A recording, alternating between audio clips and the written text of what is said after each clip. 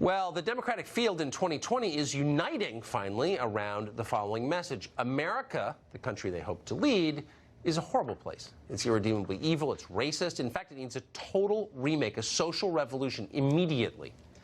That's the message. Beto O'Rourke, if nothing else, is communicating it the most efficiently. Watch. Racism in our criminal justice system is also a racism in our economy, is also a racism in healthcare, is also a racism in education in America. When it comes to this foundational racism in America, it teaches us that the foundation of this country is not the 4th of July, 1776, but the 20th of August, 1619.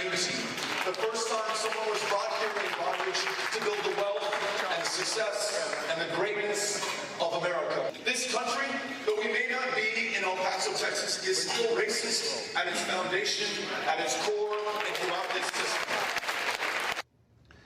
What's so interesting and what ought to make you pause and what should make you really worry about the future of this country is that Beto O'Rourke is supposed to be the most impressive kind of person that we produce. He went to the world's most expensive all-boys boarding school in Virginia, then went to Columbia University, famously a member of the Ivy League. He's from a rich family. He married into an even richer family. He's been compared to one of the Kennedys. I mean, he is our leadership class, and yet he hates the country he seeks to lead, and he's not shy about it. He was taught to feel that way.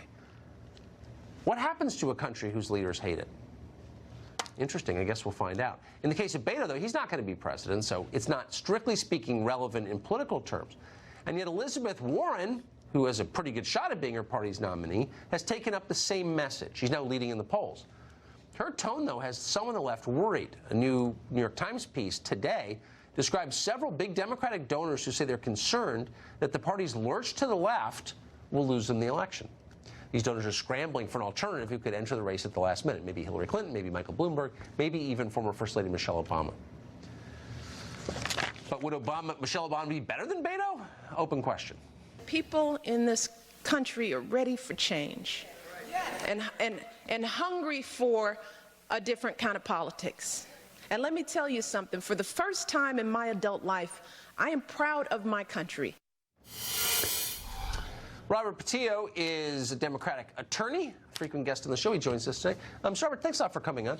So I would say, I would put you, if I had to guess, sort of a little left of center on the spectrum politically. Probably a Biden voter would be my guess. And so you're exactly the person I want to ask this question of. It does seem like, and we can't see the future, but the Biden candidacy, is cratering. And certainly a lot of Democratic donors think that. So if Biden is not going to be the nominee, who is, and can that person win?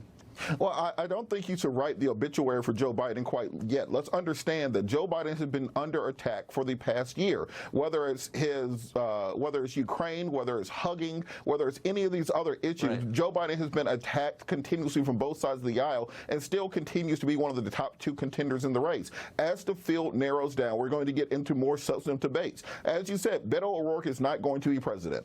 What he says is it's interesting, it's good to push the argument forward, but will it actually impact the national conversation? I think once we get back to talking about issues like Social Security, infrastructure, union rights, things that the kitchen table issues that families are interested in, that is when we will have a real debate, and that's where Joe Biden will shine. Yeah, I mean, union rights, that shows how old school you are. I think that's a really interesting topic, but the Democratic Party in 2019 is a coalition of private equity moguls and MS-13. You know what I mean? There are no private sector labor union members who are voting Democrat anymore. I mean, that's just that's 1975. Sorry. That is the spin coming from the far right. That's the spin coming. It's totally true. I wish it weren't true, by the way. I would like to see a Democratic Party that cared about ordinary people, but I don't see that. When you have a field of 25-plus candidates, people say crazy things in order to get attention. People play to whatever gets you the best sound bites. So once we get back to the issues that average Americans, Rust Belt Americans, care about, that's when we'll have a real contrast between the president and the party.